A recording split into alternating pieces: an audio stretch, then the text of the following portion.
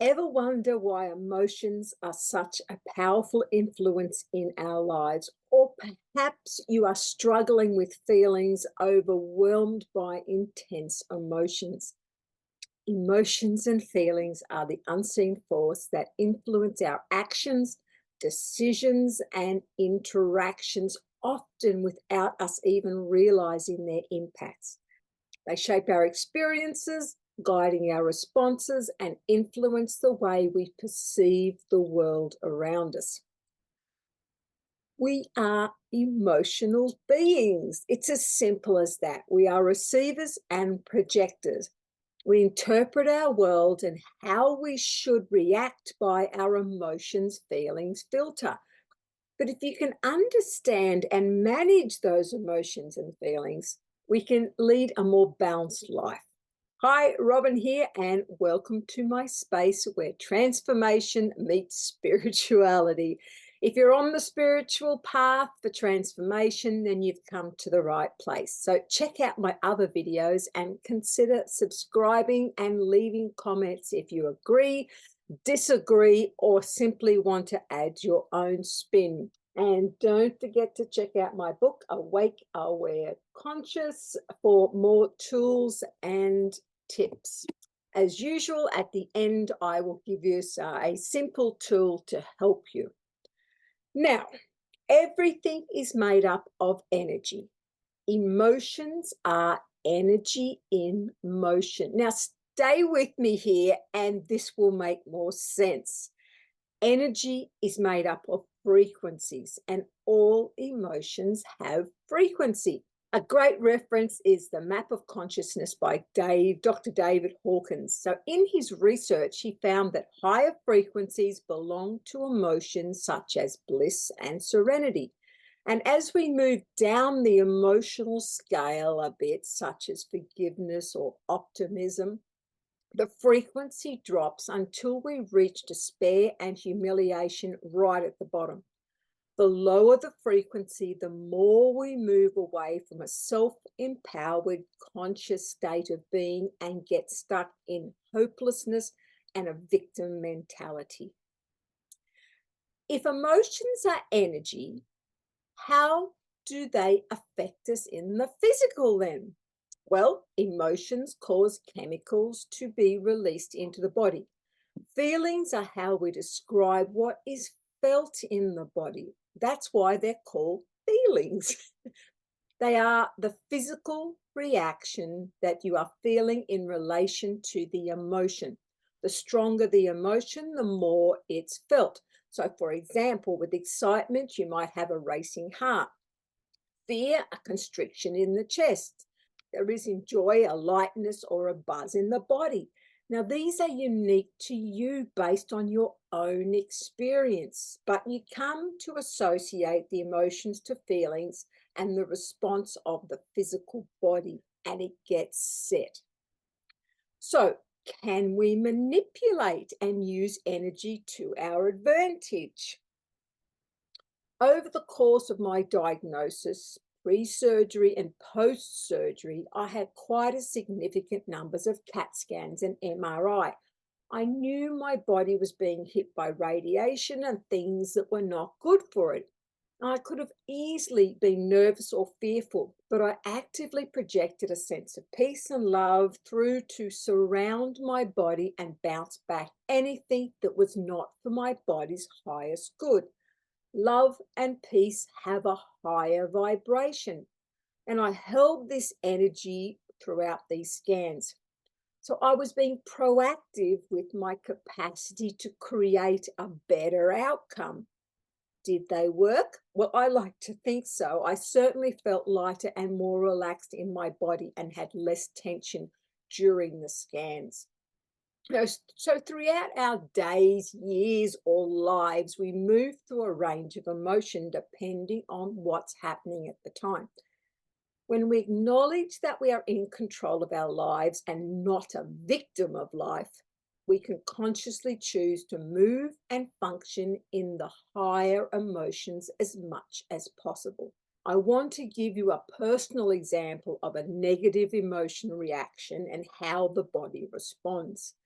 Now, these type of reactions constantly play out in our everyday lives without us even being aware of the emotional state, which will magnify those responses we have locked in our body, stored for later recall. Now, imagine this scenario. I worked as the librarian at a small school.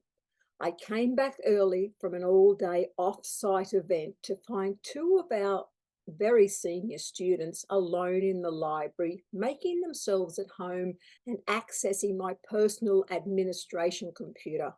I was beyond angry to find them where they should not have been, alone and on my computer. I had no idea how long they had been there, what else they'd been up to, or possibly accessed. I felt an explosive reaction of emotions: anger, betrayal, and outrage, which manifested as a tight chest and gut, adrenaline spiking, and brain fog. Now, as those emotions and adrenaline hit my body, my rational thinking brain was overwhelmed. This was my body's stored go to response to these emotions. If I had taken a breath and let the emotions and adrenaline flush from my body, letting go of the emotions and the physical reaction, I could have got my rational brain back online. In hindsight, there are certainly a number of different ways I could have responded that would have been a more satisfying response on my part, and not locking or continuing to keep this physical response in my body to show up again later. Now, during that scenario, did your own emotions respond? What did you feel in your body as your go-to? We lock emotions and their physical reactions into our bodies from events that take place in our lives. It can then become the body's go to when reacting in the future. Even years later, we can return to those same emotions and feelings when we are triggered by an event that takes us back to a similar situation, or we rethink about that initial event, good or bad. When we let our emotions overwhelm or amplify, we slide down that frequency chart and react instead of respond. The adrenaline spike keeps us there, re-spiking as long as we stay in the emotion and amplifying that physical response running through our body. Anger, fear, anxiety, regret, hate, and so forth on a loop. As we shift out of that amplified emotional feelings, we can respond and become aware and change our reaction. We can take control again of how we feel physically and which emotion is in control. It takes just 90 seconds once we pause and let go of the emotion for the body to flush out the adrenaline. It is our conscious awareness when we are triggered to recognize what is happening and do something about it. The faster we can do this, the easier it is to find our balance and respond, not react. Emotions are a physical response to how we interact with the world around us. We are emotional feeling beings in a physical body. The emotions we run in our subconscious reflect the patterns running in our lives, wherever we have acquired them in our past. Negative emotions stored or trapped in the body can fester, leading to illness and disease. They are chemical records of the past. There are many studies and charts linking body parts to stored or blocked emotions. For example, anger has a liver connection. I will put a link to my video, Trauma in the Body, at the end if you want to dive a bit deeper into that. Over time, as these emotions accumulate, they cause physical pain and symptoms in the affected area. There are many therapies and processes available to show you how to release and move through these blockages or patterns.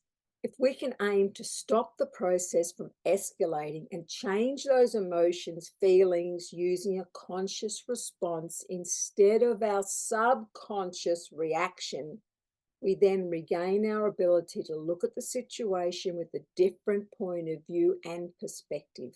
We can choose how we want to respond instead of react.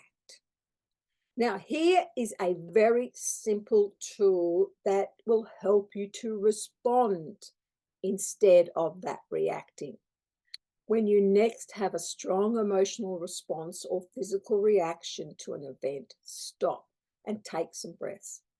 Let the adrenaline flush out of your system. 90 seconds, remember. Recognize which emotion or reaction the body is running. And then ask a simple question. Is it helping? Yes or no? And then let it go. Imagine it flowing into the ground, releasing you to respond with a clear mind. And then the next question is, how can I choose to respond instead? Now, I hope this has been of help to you. Would love to see some comments. So I will catch you next week. Thanks for being here.